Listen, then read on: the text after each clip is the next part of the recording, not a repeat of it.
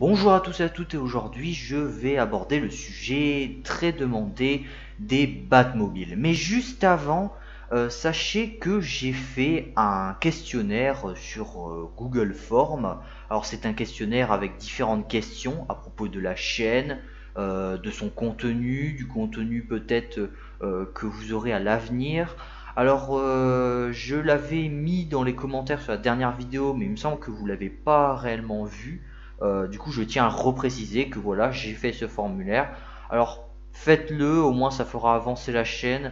C'est assez important pour savoir qu'est-ce que vous préférez comme type de vidéo, si certaines choses faudra améliorer. Car je trouve que c'est assez dommage que dans votre tête vous vous dites que il y a un truc qui va pas et qu'au final vous osez pas le dire. En plus de cela, le questionnaire est anonyme, donc vous pouvez mettre des suggestions, des choses comme ça. Donc n'hésitez pas vraiment à le faire, ça apporterait vraiment quelque chose sur la chaîne. Sur ce, on enchaîne du coup sur la vidéo. Durant les années 50 aux États-Unis, les voitures abordent de plus en plus un style futuriste, une mode lancée par Virgil Exner et propagée par les marques concurrentes, et parmi ces marques, il y a Ford, qui depuis le succès de la Ford T règne en maître dans la catégorie des voitures populaires. Mais ils sont totalement absents dans une autre catégorie, celle des voitures de luxe, un domaine qui est dominé principalement et je dirais même uniquement par Cadillac. Alors Ford vont décider de sortir une voiture de luxe futuriste dans leur gamme et plus précisément dans la branche qui est consacrée aux voitures de luxe, la marque Lincoln. Le projet débutera en 1954, Ford vont alors faire appel à deux designers, Bill Schmidt et John Najar, et au carrossier italien Ghia, qui réalisera du coup la voiture entièrement à la main sur un châssis de Lincoln Continental MK2. En termes de design, les designers se sont inspirés principalement de l'aéronautique, mais également des véhicules amphibies.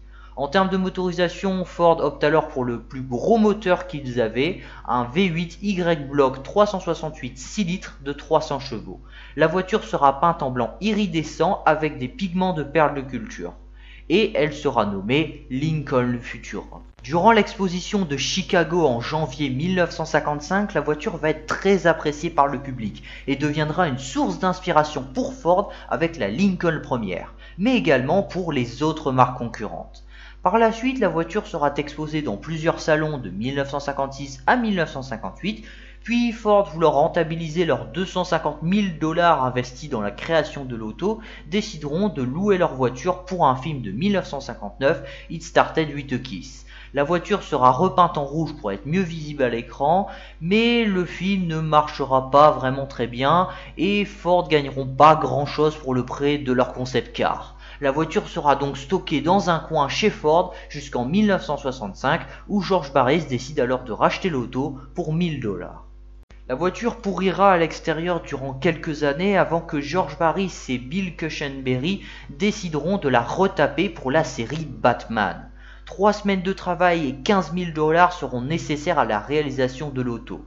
4 autres voitures en fibre de verre seront également créées pour la série. Alors du coup, il y avait au total 5 voitures. La première du coup se base sur la Lincoln Futura. La deuxième était du coup équipée d'un V8 390 qui a servi du coup de voiture de secours au cas où la première tombe en panne.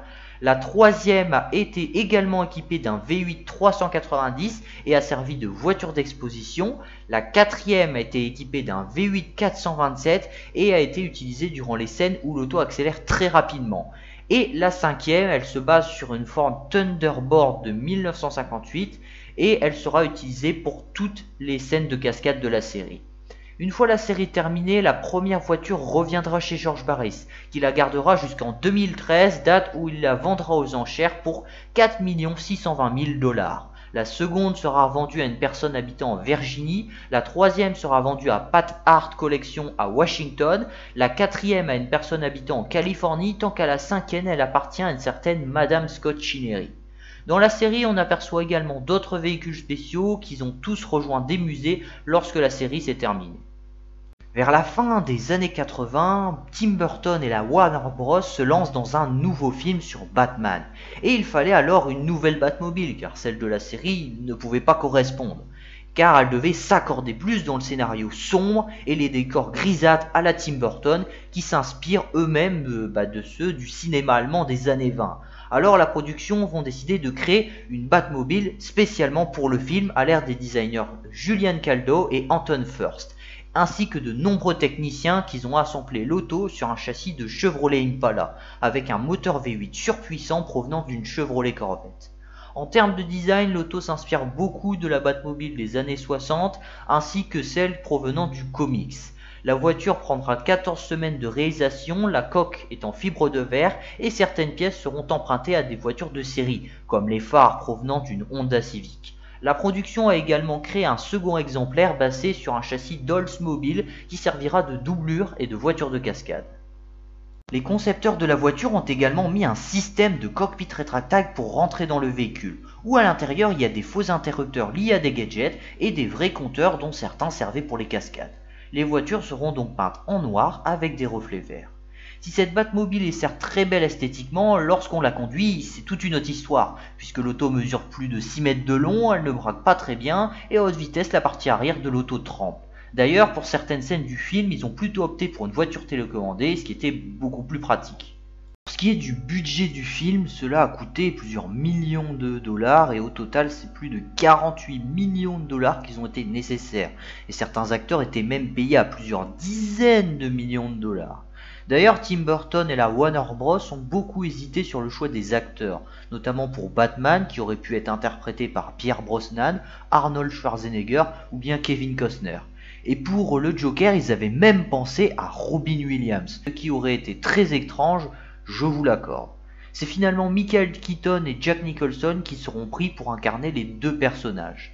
À sa sortie, le film obtiendra un Oscar pour sa direction artistique et sera un vrai succès avec 400 millions de dollars de bénéfices. Une fois le film terminé, la production a gardé une des deux Batmobiles et a revendu l'autre à l'acteur Jeff Dunham, qui la possède toujours actuellement et l'auto a une homologation et peut rouler sur route.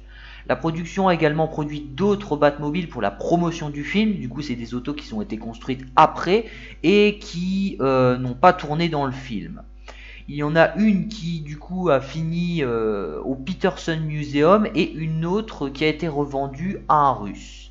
Alors je sais très bien qu'il y a eu également d'autres Batmobiles et d'autres films sur Batman avec de différentes Batmobiles, mais ces autos n'ont pas réellement d'histoire. En fait, elles ont été juste construites pour le film, elles ont tourné dans le film, puis elles ont directement été remisées dans des musées, comme la Batmobile de Batman Forever, ainsi que les 4 Batmobiles de la trilogie de Christopher Nolan.